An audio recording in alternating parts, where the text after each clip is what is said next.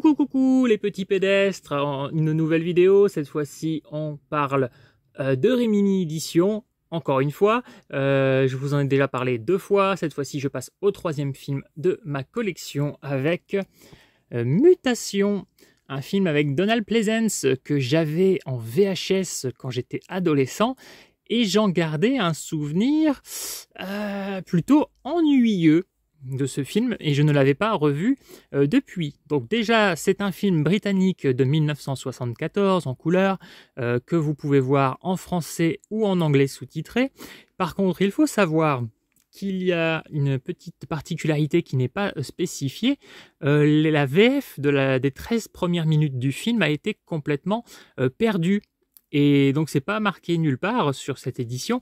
Donc, en fait, quand vous allez mettre la VF, pendant 13 minutes, vous allez vous retrouver avec une VOST. Voilà. Et donc, c'est assez déroutant au départ, puisque n'étant pas au courant, je lance le film en VF. J'aime bien regarder les VO, mais là, je me suis fait en VF, sûrement par souvenir, je pense, par nostalgie de ce film que j'avais connu en VHS.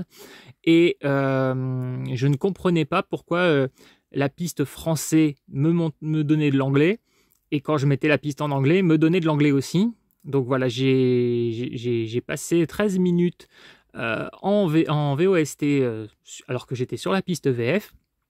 Et quand le film était terminé, j'ai été vérifier l'info et effectivement, les 13 premières minutes, la VF est perdue, hein, c'est officiel.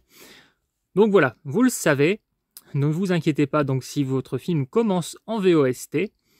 Niveau bonus, on est sur un entretien, des interviews de 26 minutes en tout, donc avec les scénaristes, producteurs, acteurs, réalisateurs, voilà, donc l'équipe du film. Et aussi, donc, vous avez encore le livret dans ce combo Blu-ray DVD. Donc, toujours des jolis digipacks. Alors, est-ce qu'il va sortir? Ah oui, petite particularité aussi. Cette fois-ci, il n'y a pas le titre sur cette tranche. Vous voyez, je vais vous montrer les 2 premiers que je vous ai montrés, donc Les Griffes de la Peur et Le Métro de la Mort. Bah, il y a, voilà, hein, comme vous pouvez le voir, hein, le titre et ainsi que l'affiche. Et donc là, vous ne l'avez pas. C'est assez dommage. Et autre petite particularité sur les éditions, de temps en temps, bah, c'est pas linéaire en fait. Vous voyez ici, là, vous avez des éditions avec le logo Rimini, voilà, qui est mis au point. Merci.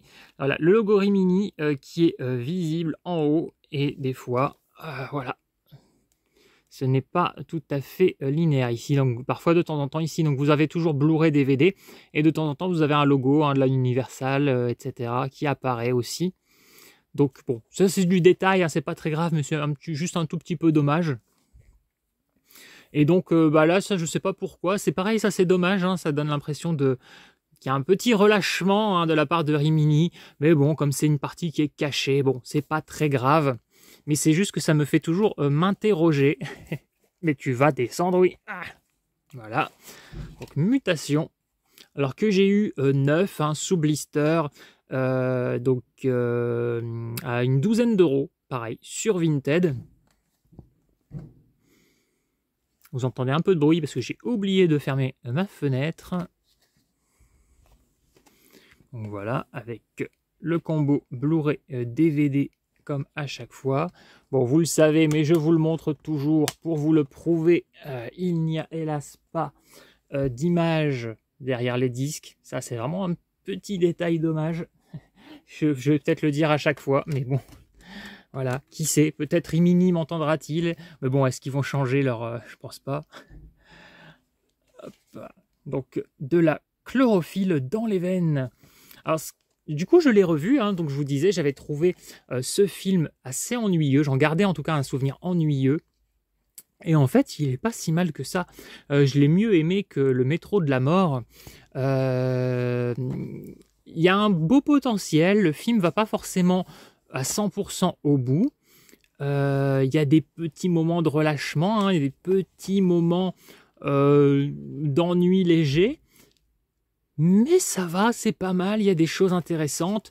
On a quand même un long générique de début. Alors sur des images, je ne vais pas vous dire ce que c'est, je vous laisse découvrir.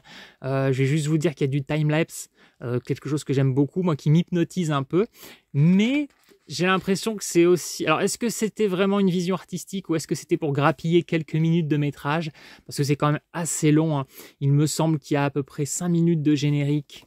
Et après, il y a encore 2 bonnes minutes où on nous montre encore les mêmes images, mais où on a enfin un petit peu de texte. Donc c'est un peu particulier, mais ça reste assez beau à voir. Mais je pense que les gens qui n'aiment pas le contemplatif vont peut-être pas aimer ce début de film.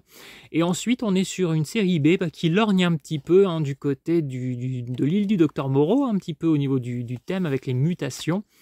Ce qui est assez intéressant aussi, c'est qu'on va on va voir des monstres de foire et on voit clairement que certains d'entre eux sont de vraies personnes avec des particularités physiques, avec des difformités, des handicaps, etc.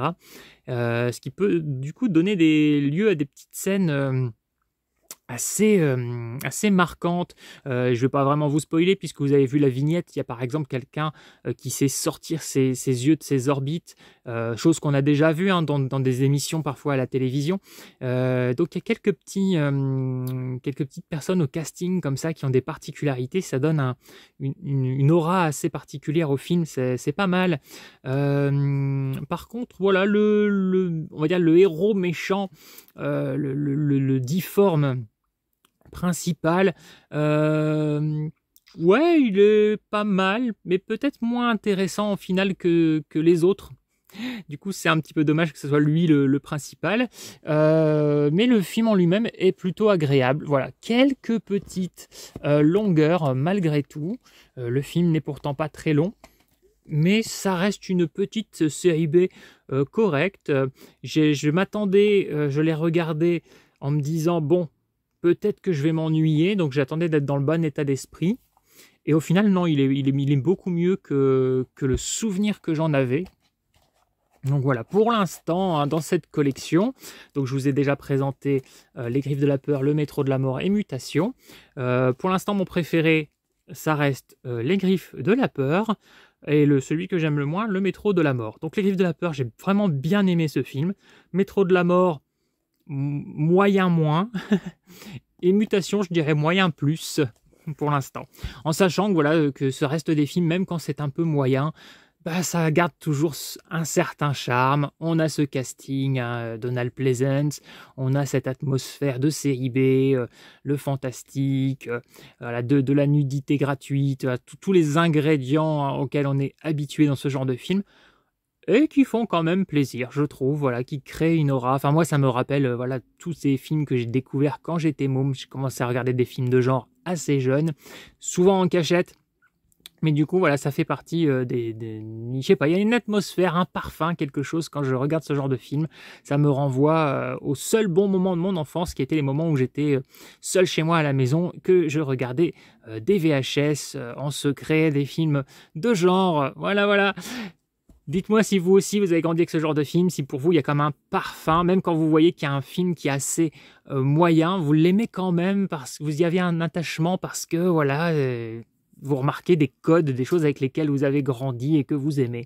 Enfin bref, voilà, on se retrouve bientôt pour une nouvelle vidéo et je vous laisse sur le message de paix suivant. Coucou!